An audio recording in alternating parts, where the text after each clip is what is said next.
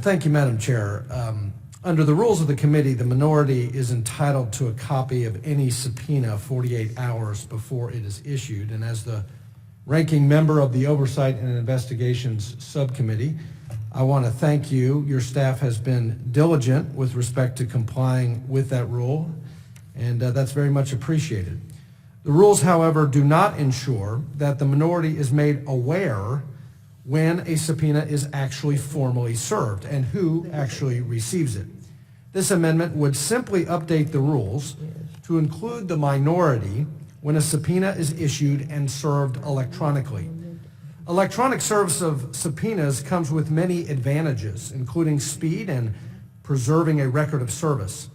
Another benefit is the capability to easily inform the minority after the point in time in which a subpoena is served, or at the exact point in time when a subpoena is served. What this would mean in practice is your staff would simply CC my staff when a subpoena is transmitted by email. This simple amendment would bring additional transparency to the subpoena process and make clear whether the witness is represented by counsel.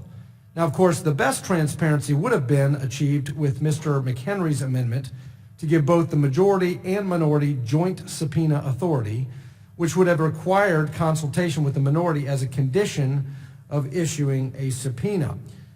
However, this amendment will not affect the chair's unilateral subpoena authority, assuming Mr. McHenry's amendment is defeated. I do want to just mention one point that, as I listened to the debate about Mr. McHenry's amendment. The Madam Chair pointed out, or made the argument at least, that the Supreme Court upheld the constitutionality of subpoenas. That's not the point.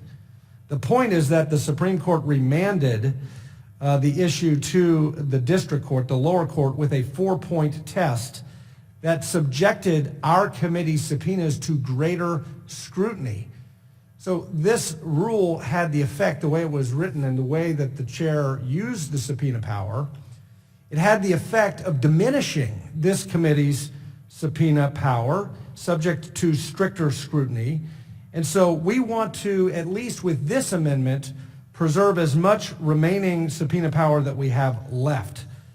So again, as the ranking member of the subcommittee who appreciates collaboration with Chairman Green in our very important oversight responsibilities, I just want to make the argument that this amendment would simply provide the minority with some additional visibility when it comes to the committee's most powerful oversight tool.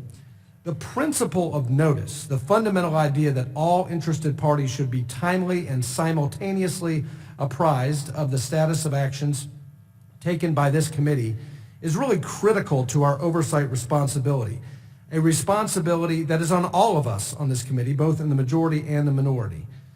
So with that, Madam Chair, I believe that this is a matter of fundamental fairness, especially given the chair's opposition to Mr. McHenry's amendment. I would urge my colleagues to adopt this as at least a modest overture of comity to the minority, and certainly an amendment that I think would strengthen our collective oversight function. And with that, Madam Chair, I yield back